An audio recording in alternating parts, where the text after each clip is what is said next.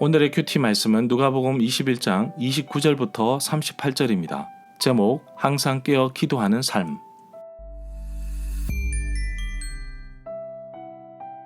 먼저 앞뒤 문맥을 살펴보겠습니다. 예수님은 예루살렘 멸망에 대해서 말씀하셨습니다. AD 70년에 로마에 의해 멸망을 당하지만 그 당시에 예루살렘 사람들은 예수님의 경고를 받아들이지 않았습니다. 예루살렘이 심판의 장소로 바뀌며 멸망을 예고하시는데 산으로 도망가려고 합니다. 심판에는 어느 누구도 예외가 없습니다. 이렇게 엄청난 심판에서도 인자의 오심을 말씀하십니다.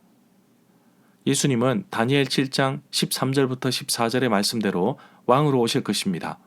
예수님을 믿고 순종하는 자들에게는 심판의 날인 동시에 구원의 날입니다. 예수님은 무화과 나무와 다른 나무의 비유를 통해서 종말에 대해서 말씀하고 계십니다. 언젠가와 반드시 두 단어를 기억해야 합니다. 심판과 회복은 동시에 일어나기 때문에 하나님의 자녀들은 앞으로 일어날 일에 대해서 준비해야 합니다. 심판의 날을 마치 덫에 비유하고 있는데 순식간에 일어날 그날을 위해 준비하고 기다리고 방심하지 말며 견뎌야 함을 말하고 있습니다. 무화과 나무 비유에서 배울 교훈의 내용은 마태복음 24장, 마가복음 13장, 누가복음 21장에 나옵니다. 항상 깨어 있을 것을 당부하는 내용은 오직 누가복음에만 나옵니다. 문단을 나눠보겠습니다. 29절부터 33절은 무화과 나무의 교훈, 34절부터 38절은 항상 기도하며 깨어 있으라. 29절에 보면 예수님께서 이에 대한 비유를 말씀하셨는데 무화과 나무와 모든 나무를 보아라. 30절에 보면 싹이 나면 너희가 보고서 여름이 가까워왔다는 것을 자연스럽게 알 수 있다. 31절에 보면 이와 같이 너희가 이런 일이 일어나는 것을 보거든 하나님 나라가 가까운 줄 깨달아라. 32절에 보면 내가 진실로 너희에게 말한다. 이 세대가 다 지나가기 전에 이 모든 일들이 일어날 것이다. 이 구절에서 모든 일은 아마도 예루살렘 함락, 성전 파괴, 종말에 있을 혼란 등을 포함하여 앞서 말한 종말에 있을 일들을 가리키는 것으로 봅니다. 33절에 보면 하늘과 땅은 없어지겠지만 내 말은 없어지지 아니할 것이다. 여기에서 무화과 나무로부터 배울 교훈을 살펴보겠습니다. 누가복음 21장, 마태복음 24장, 마가복음 13장에 나옵니다.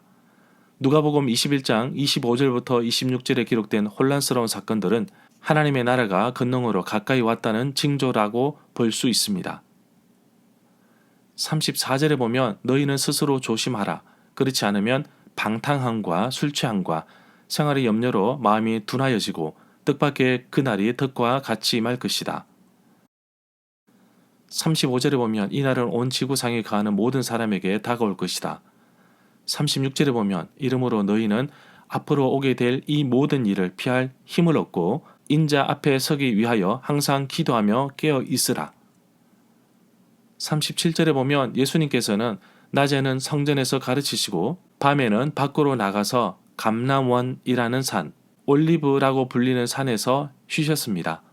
성전에서 가르치신 부분은 누가복음 19장 47절에서도 언급되어 있습니다. 38절에 보면 모든 백성들이 예수님의 말씀을 들으려고 아침 일찍 성전으로 나아갔습니다. 절마다 상세한 설명과 구절 해석, 핵심 내용과 중심 줄거리는 네이버 블로그에 올려져 있습니다. 내게 주시는 교훈입니다. 세상의 마지막에 대한 비유를 무화과 나무의 비유를 통해 말씀하셨습니다. 나무의 모습을 보면서 자연스레 알 수 있듯이 세상의 종말도 가까움을 알 수 있다고 말씀하신 것입니다. 분명한 것은 이 모든 것이 반드시 이루어질 것이라고 하신 것입니다. 그러기 위해 항상 기도하고 준비할 것을 당부하고 계십니다. 언제 올지 모르는 하나님 나라에 대해 우리는 항상 깨어 있으므로 준비해야 할 것입니다. 항상 깨어 있으려면 늘 경건의 시간을 보내야 합니다. 가끔 전도하다가 다른 종교를 가진 사람들을 만나는데 그분께 1년 동안 얼마나 종교 생활에 참여하십니까? 라고 물으면 대부분 며칠 안 된다고 합니다. 기독교를 종교로 가진 사람, 그리스도인들에게도 묻고 싶습니다.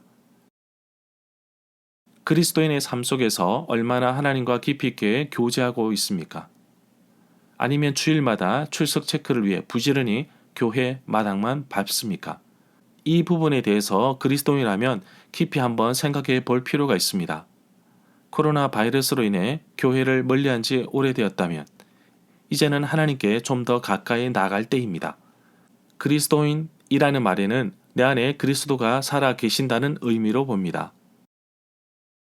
내가 날마다 그리고 순간마다 예수님과 동행하고 있기를 바라며 혼란스러운 세상 속에서도 믿음을 잃지 않고 흔들리지 않는 바른 신앙의 삶을 살기를 원합니다.